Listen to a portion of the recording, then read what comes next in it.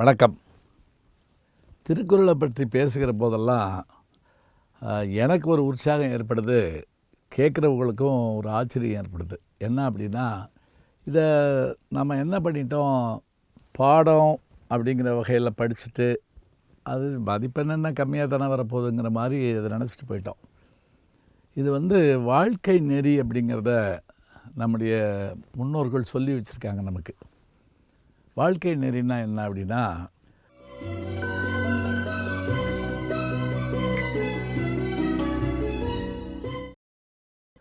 இப்போ நம்ம படிக்கிறோம், வேலைக்கு தேடுறோம், வேலை கிடச்சிருது, இல்லறத்தில் இருக்கிறோம், இல்லறத்தில் சில சிக்கல்கள் வருது, பிறகு குழந்தை பேர், பிறகு நம்முடைய வாழ்க்கையினுடைய முன்னேற்றம் அப்படின்னு வர்றப்ப எல்லா இடத்துலையும் இந்த குறள் நமக்கு கூட வந்து ஒரு நண்பன் போல் உதவிக்கிட்டே இருக்கும். இதுதான் ரொம்ப பேர் சொல்ல மாட்டேங்கிறாங்க. இது என்னங்க, இது பரீட்சைக்கு தானே படிக்கணும், இப்படி கேட்குறாங்க எல்லோரும். அப்படியெல்லாம் இல்லை. இப்போ ஒரு உதாரணம் சொல்கிறேன் உங்களுக்கு.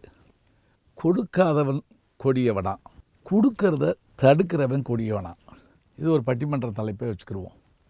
கொடுப்பவர்களை பற்றி அப்புறம் பேசிக்கிடுவோம். கொடை அதை அப்புறம் வச்சுக்கிடுவோம். கொடுக்காதவன் அப்படின்னா, இப்போ நீங்கள் கூட கேட்கலாம், ஏங்க எதுக்குங்க கொடுக்கணும், எதுக்குங்க வாங்கணும், அவன் உழைச்சி அவன் சாப்பிட்லாம்ல சொல்லலாங்க.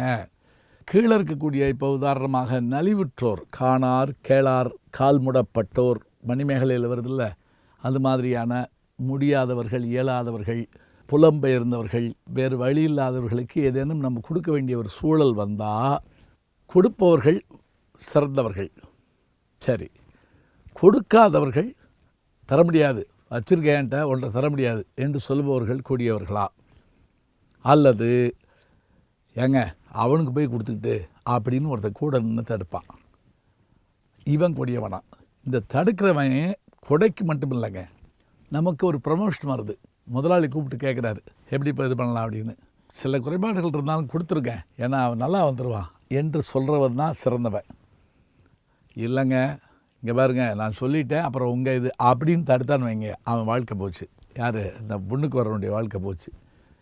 இது இந்த தடை சொல்கிறான் பார்த்தீங்களா, இந்த தடை சொல்கிறவன் பணத்துக்காக பொருளுக்காக மட்டும் இல்லைங்க. பொண்ணு பார்க்க போவோம், நல்லா இருக்கும், எல்லாம் சொல்லும், தடார்னு ஒரு வார்த்தை, யாருங்க அங்கே என்னமோ இது சரியாக படலை அப்படின்னான்னு வச்சுக்கோங்களேன், அந்த இடத்துல எல்லாமே மாறி போகும். அதாவது ஒரு செயல்பாட்டை ஊக்குவித்தல் என்பது ஒரு வகை. மருத்துவத்துக்கு போனால் கூட சில பேர் என்ன செய்வாங்கன்னா, நான் சொல்லிட்டேன் அப்புறம் பார்த்துக்குங்க. இது எதுக்கு தெரியுங்களா? நல்லா ஆகிட்டாலும் அதில் விளைக்கிடுவாங்க, ஏதாவது இது வந்தாலும் விளைக்கிடுவாங்க. இப்படி ஆட்கள், இவங்களை பார்த்தா திருவள்ளுவருக்கு படு கோபம் வருது. நமக்கே கோபம் வருதில்ல, திருவள்ளுவர் கோபம் வராமல் இருக்குமா? அப்போ இப்படி ஆள் அப்போ இருந்திருக்கான். திருவள்ளுவர் என்ன சொல்கிறாரு, இல்லறவியலில் அதிகாரம் 17 166 குறளில் ரொம்ப அழகாக சொல்கிறாரு. எப்படி? கொடுக்காதவனை காட்டிலும் கொடுப்பதை தடுப்பவன் இருக்கான்ல, அவனை திருவள்ளுவர் கொடுக்குற சாபம் மாதிரி எங்கேயுமே இல்லைங்க. ஆச்சரியமாக இருக்குது. சாபம் கொடுப்பார திருவள்ளுவர், கொடுக்குறாருங்க. எப்படி தெரியுமா? டேய், நீ கொடுக்கலன்னா பரவாயில்ல, கொடுக்கறத தடுத்தேன்னு வச்சுக்கோ, நீயும் உன் குடும்பமும் சாப்பாடு துணி இல்லாமல் அலைவீங்கடா. இப்படி சொல்கிறாருங்க. கொடுப்பது அழுக்கறுப்பான் சுற்றம். சுற்றம் பாருங்க, சுற்றம்னா உன் குடும்பம் உள்பட எல்லாரும். கொடுப்பதும் உண்பதும் இன்றி கெடும். 2 அளபடை பாருங்க.